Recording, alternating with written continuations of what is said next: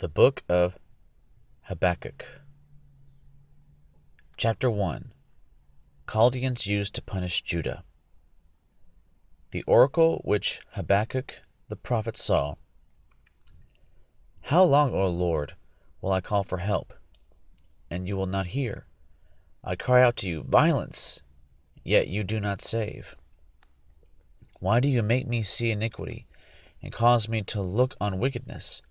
Yes, destruction and violence are before me. Strife exists, and contention arises. Therefore the law is ignored, and justice is never upheld. For the wicked surround the righteous. Therefore justice comes out perverted. Look among the nations, observe, be astonished, wonder, because I am doing something in your days. You would not believe, if you were told. For behold, I am raising up the Chaldeans, that fierce and impetuous people, who march throughout the earth to seize dwelling places which are not theirs. They are dreaded and feared. Their justice and authority originate with themselves. Their horses are swifter than leopards, and keener than wolves in the evening. Their horsemen come galloping, their horsemen come from afar. They fly like an eagle, swooping down to devour. All of them come for violence, their horde of faces moves forward. They collect captives like sand. They mock at kings, and rulers are a laughing matter to them.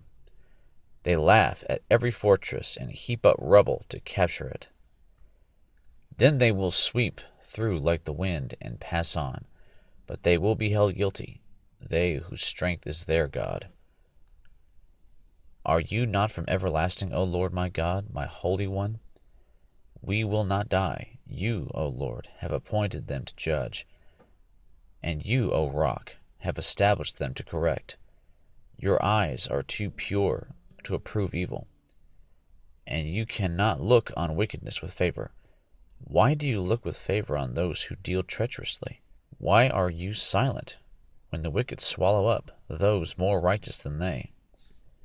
Why have you made men like the fish of the sea, like creeping things without a ruler over them? The Chaldeans bring all of them up with a hook, drag them away with their net, and gather them together in their fishing net. Therefore they rejoice and are glad.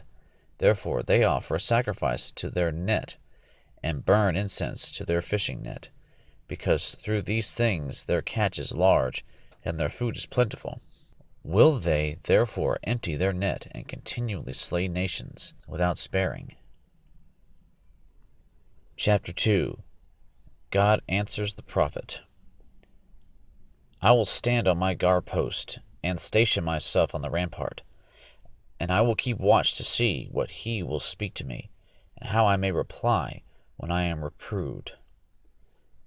Then the Lord answered me and said, Record the vision and inscribe it on tablets, that the one who reads it may run. For the vision is yet for the appointed time, it hastens toward the goal, and it will not fail. Though it tarries, wait for it will certainly come, it will not delay. Behold, as for the proud one, his soul is not right within him, but the righteous will live by his faith.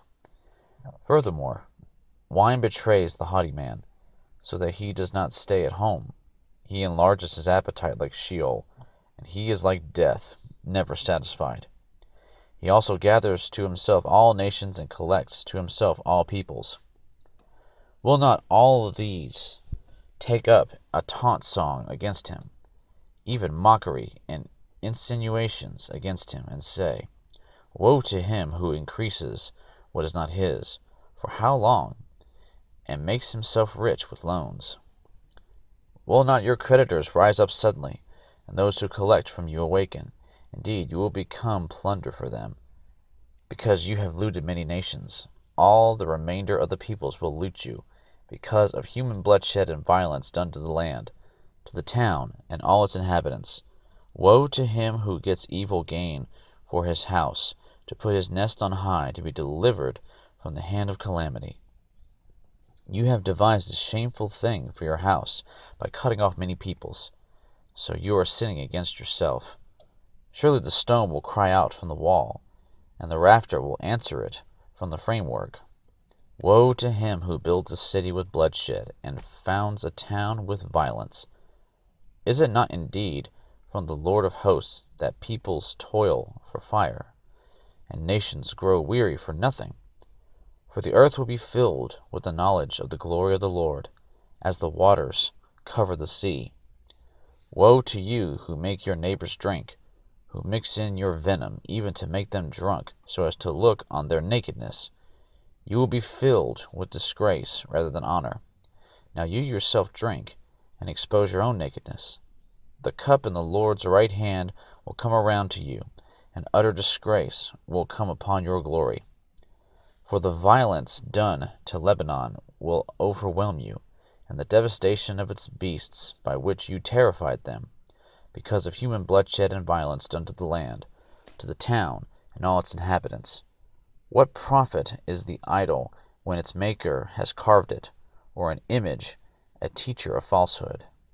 For its maker trusts in his own handiwork when he fashions speechless idols.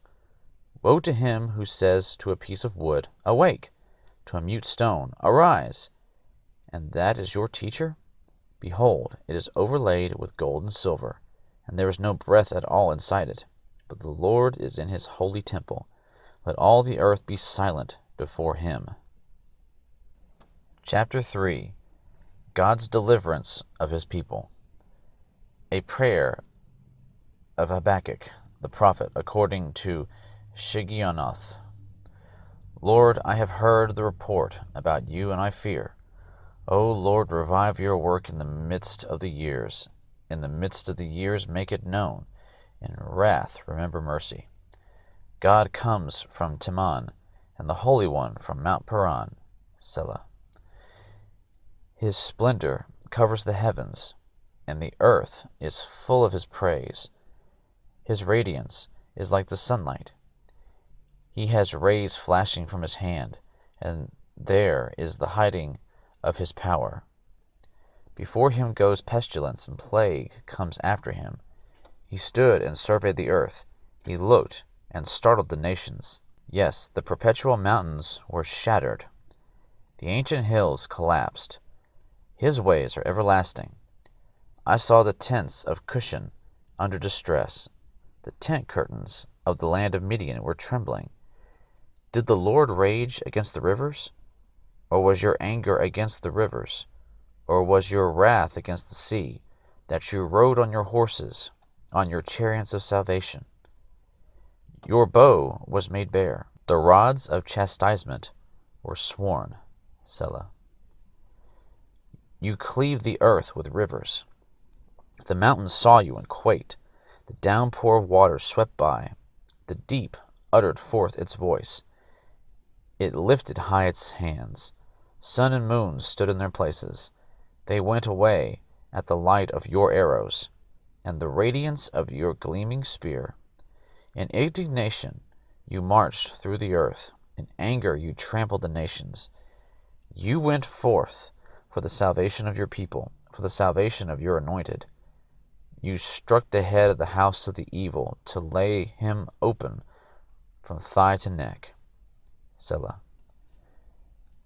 You pierced with his own spears the head of his throngs. They stormed in to scatter us. Their exultation was like those who devour the oppressed in secret. You trampled on the sea with your horses, on the surge of many waters. I heard, and my inward parts trembled. At the sound my lips quivered. Decay enters my bones, and in my place I tremble, because I must wait quietly for the day of distress, for the people to arise who will invade us. Though the fig tree should not blossom, and there be no fruit on the vines, though the yield of the olive should fail, and the fields produce no food, though the flock should be cut off from the fold, and there be no cattle in the stalls, yet I will exult in the Lord. I will rejoice in the God of my salvation. The Lord God is my strength, and he has made my feet like hinds' feet, and makes me walk on my high places. For the choir director on my stringed instruments.